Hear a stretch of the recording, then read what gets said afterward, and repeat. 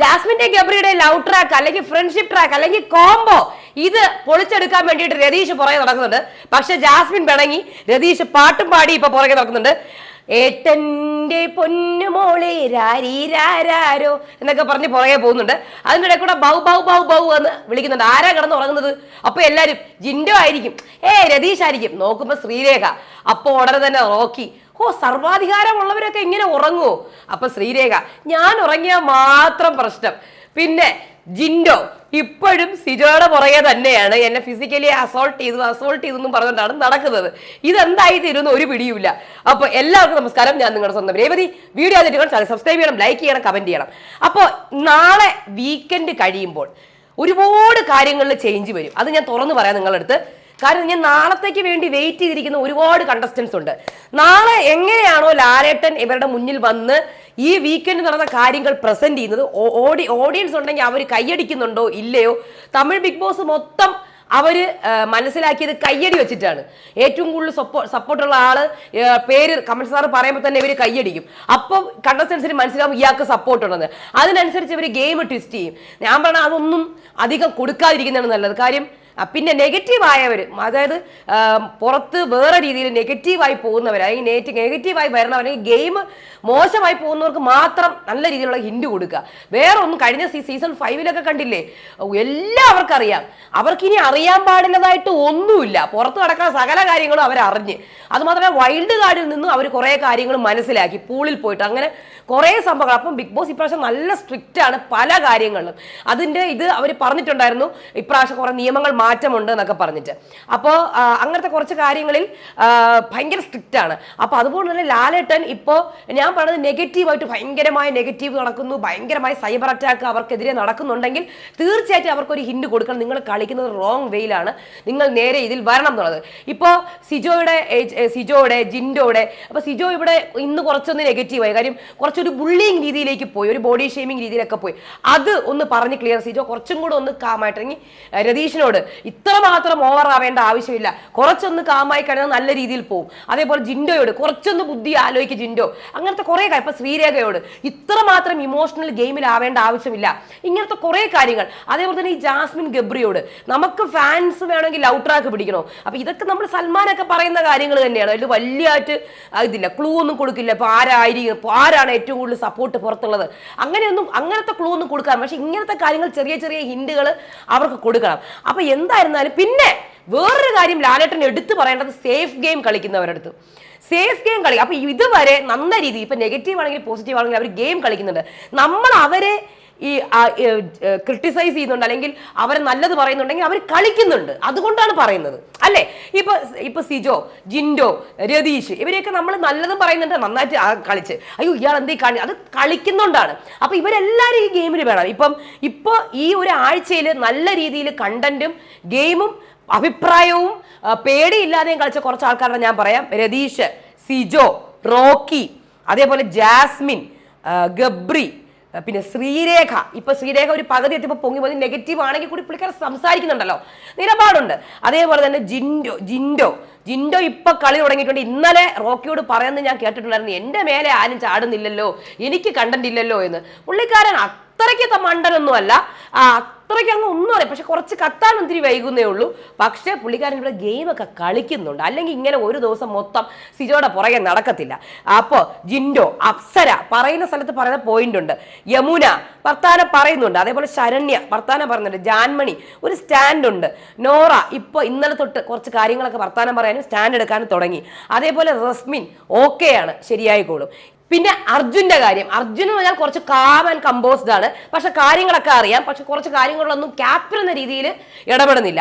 അപ്പൊ നമുക്ക് തോന്നും ഇയാൾ എന്താണ് ഇങ്ങനെയെന്നുള്ള രീതിയിൽ നമുക്ക് തോന്നും. പക്ഷെ അർജുന്റെ ആറ്റിറ്റ്യൂഡ് എല്ലാ സീസണിലും ഇതുപോലത്തെ ഒരാളുണ്ടാവും, കുറെ കാമായിട്ടുള്ള പുറമേ ഉള്ളൊരു നല്ല ലുക്കുള്ള നല്ലൊരു പയ്യൻ. അപ്പോൾ ഇഷ്ടപ്പെടുന്നു. അപ്പൊ അർജുനെ ഇഷ്ടപ്പെടുന്ന കുറച്ച് ആൾക്കാരുണ്ട്. പക്ഷെ അർജുൻ നല്ല രീതിയിൽ സംസാരിച്ചു കഴിഞ്ഞാൽ നല്ല രീതിയിൽ ഈ ഗെയിമിന് മുന്നോട്ട് പോകാൻ പറ്റും. അപ്പൊ ശ്രീതു പുള്ളിക്കാരിക്ക് ലാംഗ്വേജ് ഭയങ്കര പ്രശ്നമാണ്. ഈവൻ ജാൻമണിക്ക് പ്രശ്നമാണ്. പക്ഷെ ജാൻമണി എവിടെയും സ്വന്തം നിലപാട് പറയുന്നുണ്ട്.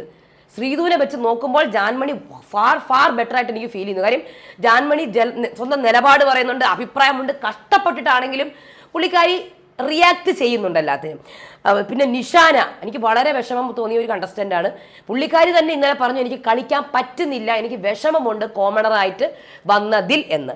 പിന്നെ സുരേഷ് ഓക്കെയാണ്. ഇപ്പം അത് ഒരാഴ്ച കൊണ്ട് നിന്ന് കഴിഞ്ഞാൽ കുറച്ചും കൂടെ ബെറ്റർ ആവുമായിരിക്കും. അതേപോലെ അൻസിബയും ഇവരൊക്കെ ഇവരെ കട്ടി ഒരു പടി താഴെ നിൽക്കുക. അതുപോലെ ഒരുപാട് എക്സ്പെക്ടേഷൻ ഉണ്ടായിരുന്ന ആളാണ് ഋഷി. പുള്ളിക്കാരന് ഒരു സ്റ്റാൻഡ് ഉണ്ട്, പക്ഷെ അത് ഋഷിയിൽ നിന്ന് എക്സ്പെക്ട് ചെയ്ത പോലെ അല്ല. അത്രേ ഉള്ളൂ പ്രശ്നം. ഋഷി കുറച്ചും കൂടെ ഒന്ന് മുന്നോട്ട് വന്ന് കളിച്ചാൽ സൂപ്പർ ആയിരിക്കും. അപ്പൊ ഈ ആൾക്കാരൊക്കെ അടുത്ത ആഴ്ച ചിലപ്പോൾ മുന്നോട്ട് വരും. അതെന്ത് ലാലേട്ടന്റെ വീക്കെൻഡ് കഴിഞ്ഞിട്ട് ഒന്ന് മുന്നോട്ട് വരാൻ വേണ്ടിയിട്ടായിരിക്കും ഇവരൊക്കെ കാത്തിരിക്കുന്നത്. ജിൻഡോ ഇനി കടുത്ത തീരുമാനത്തിലാണ്. ഇനി ഒരു കാര്യം ഫിസിക്കൽ അസോൾട്ട് എന്നല്ല, വേറെ എന്തൊക്കെയാണ് പറയുന്നത്. ഫിസിക്കൽ അസോൾട്ടാണ് എന്നെ ഇവിടെ ഓരോ ഇവിടുത്തെ ഞരമ്പളകി, ഇവിടുത്തെ വിരള അനങ്ങളില്ല എന്നൊക്കെ പറയുന്നുണ്ട്. അപ്പൊ പുള്ളിക്കാരൻ ഇവിടെ സിജോയ്ക്കെതിരെയുള്ള കംപ്ലൈന്റ് തന്നെയാണ് നിൽക്കുന്നത്. പിന്നെ ജാസ്മിൻ ഇവിടെ അപ്പൊ ജാസ്മിൻ പറയുന്നുണ്ട്, ജാസ്മിനെ ഇവിടെ എന്തുകൊണ്ട് റിയാക്ട് ചെയ്തില്ല എന്ന് പറഞ്ഞു. ജാസ്മിൻ മറ്റ് പെണ്ണുങ്ങളുടെ അഗൈൻസ്റ്റ് ആയിട്ടുള്ള ജിൻഡോയുടെ കമന്റ്, അതായത് പെണ്ണുങ്ങളെ ഇങ്ങനെ വെച്ചോണ്ട് അങ്ങനെ എന്തോ ഇരിക്കുന്നു എന്നുള്ള ഒരു ബാഡ് കമന്റ് ആണ് ജിൻഡോ പറഞ്ഞത് സിജോയുടെ അടുത്ത്. അപ്പൊ അതിനെതിരെ പെൺകുട്ടികളെല്ലാം റിയാക്ട് ചെയ്തു, ക്യാമറയെ നോക്കി പറഞ്ഞു ആക്ഷൻ എടുക്കണം എന്നുള്ളത്. അപ്പൊ ജാസ്മിൻ ആക്ഷൻ എടുത്തില്ല. അപ്പൊ ഇതും പറഞ്ഞ് എല്ലാവരും ജാസ്മിന്റെ പുറകെയാണ്. അപ്പൊ ജാസ്മിൻ പറയുന്നത് ഇന്നലെ സിജോ ചേട്ടൻ ഫിസിക്കലി അസോൾട്ട് ചെയ്തെന്ന് പറഞ്ഞ് ജിൻഡോ പറഞ്ഞു. അപ്പൊ ഞാൻ പറഞ്ഞു ഞാൻ കണ്ടിട്ടില്ല. അപ്പൊ ഇതും ഞാൻ കണ്ടിട്ടില്ല, ജാസ്മിൻ കുളിക്കുക.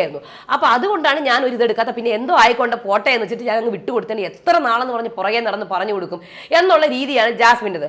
അപ്പൊ ഇത് പറഞ്ഞ് കുറെ പേര് പുറകെ. നോറയുടെ സ്റ്റാൻഡ് പറഞ്ഞാൽ ചേട്ടൻ തെളിയിക്ക്, ചേട്ടൻ്റെ ഭാഗത്ത് ശരിയുണ്ടെങ്കിൽ ഞാൻ ചേട്ടൻ്റെ കൂടെ നിൽക്കും, ഇല്ലെങ്കിൽ ഞാൻ എന്തായാലും സിജോയോടൊപ്പം നിൽക്കും. സിജോയുടെ ഭാഗത്ത് തെറ്റുണ്ടെങ്കിൽ തീർച്ചയായിട്ടും സിജോയ്ക്ക് എങ്ങനെ നിൽക്കും. അതൊരു കറക്റ്റ് സ്റ്റാൻഡായിട്ട് എനിക്ക് തോന്നുന്നു നോറയുടേത്. അപ്സരയുടെ ബ്രഷിൽ ആരോ മുടിയോ അഴുക്കോ എന്ന് വെച്ചിട്ട് ഭയങ്കര കരഞ്ഞോണ്ട് നടക്കുന്നുണ്ടായിരുന്നു. ബിഗ് ബോസ് ഇത്രേ ദാരിദ്ര്യം ഉണ്ടോ? ഇല്ല, ബിഗ് ബോസ് എന്ന് പറഞ്ഞാൽ എന്തായാലും ഒരു ബ്രഷ് ചോദിച്ചാൽ കിട്ടും. പക്ഷേ അപ്സരയ്ക്ക് ഭയങ്കര വിഷമം, ഇമോഷണലി. കാര്യം അവിടെ മൊത്തം വൃത്തിയാക്കി ക്ലീൻ ചെയ്ത് അടിച്ച് നിറച്ചിട്ടിട്ടും സ്വന്തം ബ്രഷിൽ ഇങ്ങനെയൊക്കെ ചെയ്ത് വെച്ചപ്പോൾ വളരെ വിഷമം. അപ്പോൾ അതിന് വിഷമിച്ചുകൊണ്ടിരിക്കുന്നുണ്ടായിരുന്നു. പിന്നെ ജാസ്മിനെ പിടിച്ചിരുത്തിയിട്ട് നീ ചെയ്തത് ശരിയായില്ല, നീ റിയാക്ട് ചെയ്യണമായിരുന്നു എന്നൊക്കെ പറയുന്നുണ്ടായിരുന്നു. പിന്നെ അത് കഴിഞ്ഞിട്ട് ഇവിടെ ജാസ്മിൻ പറയുന്നുണ്ട് ആ രതീഷ് ചേട്ടനെ കൊണ്ട് ഇരിക്കപ്പുറതിയില്ല, പുള്ളിക്കാരൻ വളരെ മോശമായ രീതിയിലാണ് എന്നോട് പെരുമാറുന്നത്. അത് നിഷാനെ എടുത്ത് സംസാരിച്ചപ്പോൾ ഞാൻ നിഷാനെ രക്ഷിക്കാൻ വേണ്ടി പോയപ്പോൾ ഞാൻ സ്ക്രീൻ ഫേസ് കളയാണ് പോലും നിഷാനയുടെ. അങ്ങനെ ഗബ്രിയും ജാസ്മിനും റോക്കിയും കൂടെ സംസാരിക്കുന്നുണ്ട്. ആരെക്കുറിച്ച്? രതീഷിനെ കുറിച്ചിട്ട്. അപ്പം ഗബ്രി പറയുന്നുണ്ട് ഇവിടുത്തെ വഴക്കുകളൊന്നും ഒരു ലോജിക്കും ഇല്ലാത്ത വഴക്കുകളാണ് എന്ന് ആര് പറയുന്നു? നമ്മുടെ ഗബ്രി പറയുന്നു. അത് കഴിഞ്ഞിട്ട് ജാസ്മിനും രതീഷ് നീ ഒന്നും മിണ്ടാ, നിനക്ക് നീ എന്താണ്, നിന്നോടുള്ള ഇഷ്ടം പോകും, നീ നെഗറ്റീവ് ആകും എന്നൊക്കെ പറഞ്ഞ് ജാസ്മിൻ്റെ പുറകെ രതീഷ് നടക്കുന്നുണ്ട്. എന്താ സംഭവം എന്ന് വെച്ചാൽ ഗബ്രിയും ജാസ്മിനും തമ്മിൽ രാത്രി ഇന്നലെ 3:30-4 മണി വരെ സംസാരിച്ചത് രതീഷ് ബ്ലോക്ക് ചെയ്തു. ശരിയല്ല, പുറത്ത് ആൾക്കാർ കാണും, നിന്നെ വേറെ രീതി ചിത്രീകരിക്കും, വേറെ രീതിയിൽ നെഗറ്റീവ് ആകും എന്നൊക്കെ രതീഷ് പറഞ്ഞു. കാര്യം രതീഷിനറിയാം ജാസ്മിൻ നല്ല കാലിബറുള്ള ആളാണ്, നല്ല ഒരു ഒറ്റയ്ക്ക് നിന്ന് കഴിഞ്ഞാൽ നല്ല രീതിയിൽ മുന്നോട്ടെത്താം. പക്ഷേ രതീഷ് ഇവിടെ അത് പറഞ്ഞു കൊടുത്ത്. പക്ഷെ ജാസ്മിൻ അത് ഭയങ്കര ഒരു ഇതായിട്ട് തോന്നി. കാര്യം നമ്മളങ്ങനെ ലവ് ട്രാക്ക് ഒന്നും അല്ല, ഫ്രണ്ട്ഷിപ്പാണ്, ഫ്രണ്ട്സാണ്. എന്തിനാണ് എന്നോട് മിണ്ടണ്ട, ഭയങ്കര വഴക്ക്, എന്നോട് മിണ്ടണ്ട, എന്നോട് മിണ്ടണ്ട, എന്തിനു നിങ്ങൾ മിണ്ടാൻ വരുന്നത്, നിങ്ങൾക്ക് എപ്പോഴും ഇത് തന്നെ. അപ്പോഴും രതീഷ് ഏട്ടെൻ്റെ പൊന്നുമോളെ രാരീരാരോ കണ്ടില്ല എന്നൊക്കെ പറഞ്ഞ് രതീഷിന്റെ സൈക്കോളജിക്കൽ മൂവാണ്. അപ്പൊ നിങ്ങൾ പോ, എടാ ഏട്ടനല്ലേടാ ഞാൻ, ഒന്ന് നോക്കടാ കുട്ടാ, എൻ്റെ പൊന്നുമോളെ നോക്കടാ എന്നൊക്കെ പറഞ്ഞ് നമ്മുടെ ജാസ്മിന്റെ പുറകെ പോകുന്നുണ്ട്. അപ്പൊ ഗബ്രി നിങ്ങളൊന്ന് മിണ്ടാണ്ടിരി. അപ്പൊ ഇവൻ ഗബ്രി എന്താണ്, എൻ്റെ സഹോദരനാണോ? സഹോദരനൊന്നും അല്ല, കാമുകൻ. എന്ത് അല്ല പറയടാ കുട്ടാ, എൻ്റെ ഫ്രണ്ട്. ഫ്രണ്ടെങ്കിൽ ഫ്രണ്ട്, ഈ ഏട്ടനെ ഒന്ന് നോക്കുക എന്ന് പറഞ്ഞ് രതീഷ് പുറകെ നടക്കുന്നുണ്ട് ജാസ്മിന്റെ. അത് കഴിഞ്ഞിട്ട് സുരേഷ് ഇവിടെ പ്രാങ്ക് ചെയ്യാൻ വേണ്ടി നിൽക്കുന്നുണ്ട്. പക്ഷെ ഇവർക്ക് എനിക്ക് തോന്നുന്നു പ്രാങ്ക് ചെയ്യാൻ എന്തോ ബുദ്ധിമുട്ടുള്ളത് പോലെ, അല്ലെങ്കിൽ എന്തോ ഒരു പ്രശ്നമുണ്ട്. അതായത് ഇവർ സീരിയസ് ആയിട്ട് എടുക്കുന്നത്. അപ്പോൾ സുരേഷും സിജോ, ശരണ്യ, ശ്രീതു ഇവരൊക്കെ കൂടെയാണ് പ്രാങ്ക് ചെയ്യാൻ പോകുന്നത്. അതെന്തോ ഇവർ ക്യാമറ നോക്കിയിട്ട് സുരേഷ് പറയുന്നുണ്ട് എനിക്ക് മിക്കവാറും പ്രാങ്ക് ചെയ്യുമായിരിക്കും. പിന്നെ അത് കഴിഞ്ഞിട്ട് bow bow bow bow bow bow അപ്പോഴത്തേക്ക് ദൈവമേ ഓൾറെഡി ഒരു 10-400 പോയിന്റ് പോയി. ഇനി ഇപ്പം ആരാ കിടന്നുറങ്ങുന്നത്? ഓ ജിൻഡോ ആയിരിക്കും, അല്ല രതീഷ് ആയിരിക്കും ഉറങ്ങുന്നത് എന്ന് പറഞ്ഞ് നോക്കുമ്പോൾ ശ്രീരേഖ.